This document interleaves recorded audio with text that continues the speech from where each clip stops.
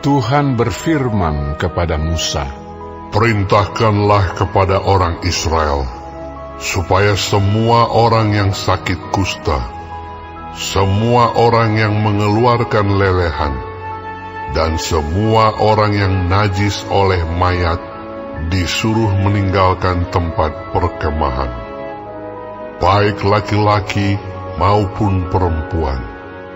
Haruslah kau suruh pergi.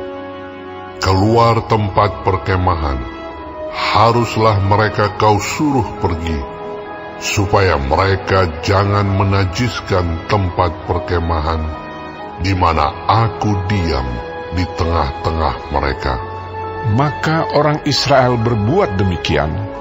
Mereka menyuruh orang-orang itu meninggalkan tempat perkemahan, seperti yang difirmankan Tuhan kepada Musa.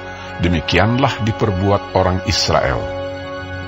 Tuhan berfirman kepada Musa, "Berbicaralah kepada orang Israel, apabila seseorang, laki-laki atau perempuan, melakukan sesuatu dosa terhadap sesamanya manusia, dan oleh karena itu berubah setia terhadap Tuhan, sehingga orang itu menjadi bersalah, maka haruslah ia mengakui dosa yang telah dilakukannya itu, kemudian membayar tebusan sepenuhnya dengan menambah 1/5, lalu menyerahkannya kepada orang terhadap siapa ia bersalah. Tetapi apabila orang itu tidak ada kaumnya, kepada siapa dapat dibayar tebusan salah itu, maka tebusan salah yang harus dibayar itu menjadi kepunyaan Tuhan, dan adalah bagian imam, belum terhitung domba jantan pendamaian yang dipakai untuk mengadakan pendamaian bagi orang itu. Dari persembahan-persembahan kudus yang disampaikan orang Israel kepada imam, persembahan khususnya adalah bagian imam. Sedang persembahan-persembahan kudus yang dibawa oleh seseorang adalah bagian orang itu sendiri. Hanya apa yang diserahkannya kepada seorang imam adalah bagian imam itu.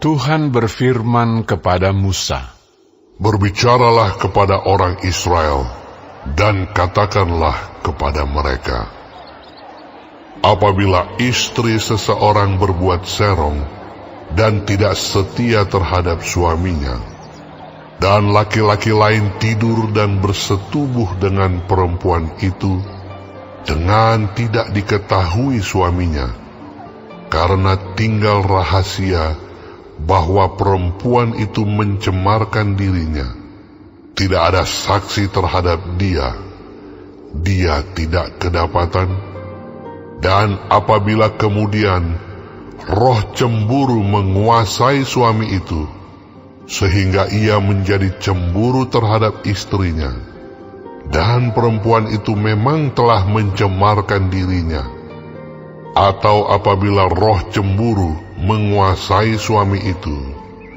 sehingga ia menjadi cemburu terhadap istrinya, walaupun perempuan itu tidak mencemarkan dirinya, maka haruslah orang itu membawa istrinya kepada imam, dan orang itu harus membawa persembahan karena perempuan itu sebanyak 1/10 eva tepung jelai, yang ke atasnya tidak dituangkannya minyak, dan yang tidak dibubuhinya kemenyan, karena korban itu ialah korban sajian cemburuan, suatu korban peringatan yang mengingatkan kepada kedurjanaan.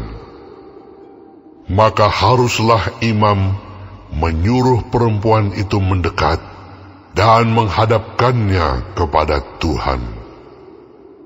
Lalu imam harus membawa air kudus dalam suatu tempayan tanah, kemudian harus memungut debu yang ada di lantai kemah suci dan membubuhnya ke dalam air itu.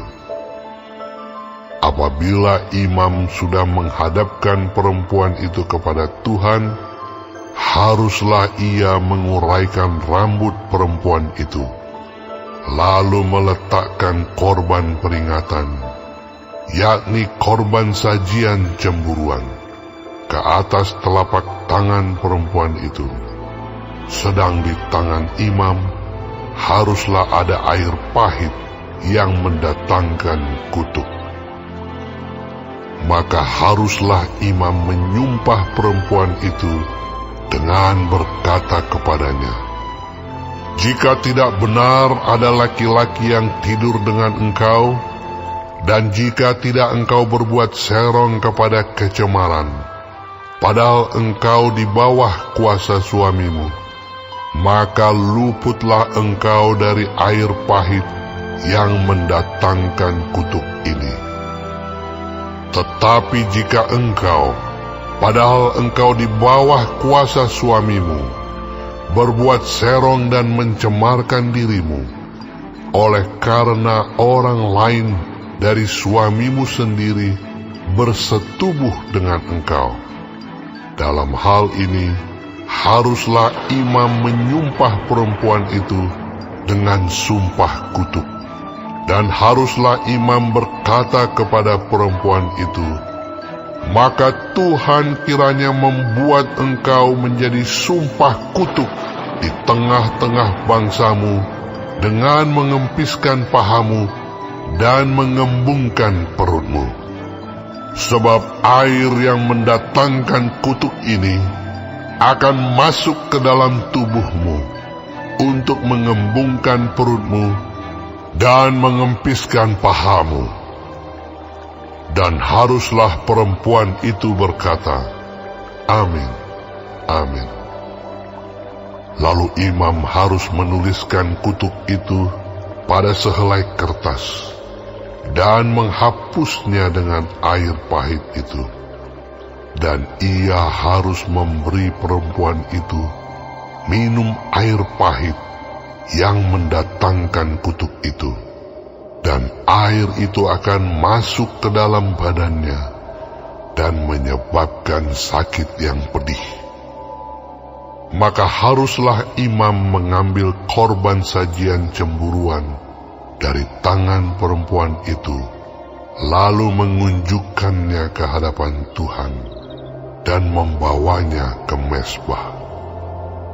Sesudah itu haruslah imam mengambil segenggam dari korban sajian itu sebagai bagian ingat-ingatannya dan membakarnya di atas mezbah. Kemudian memberi perempuan itu minum air itu.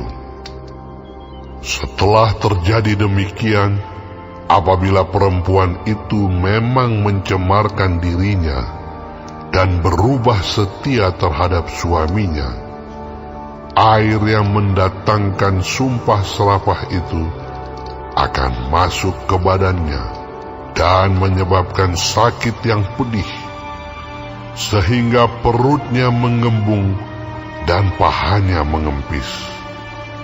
Dan perempuan itu akan menjadi sumpah kutuk di antara bangsanya.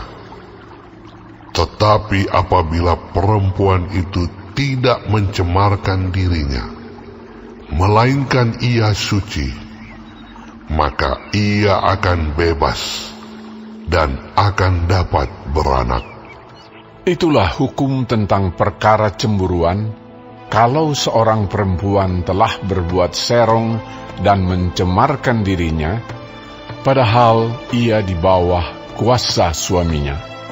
Atau kalau roh cemburu menguasai seorang laki-laki, sehingga ia cemburu terhadap istrinya, ia harus menghadapkan perempuan itu kepada Tuhan, dan imam haruslah melaksanakan seluruh hukum ini kepada perempuan itu.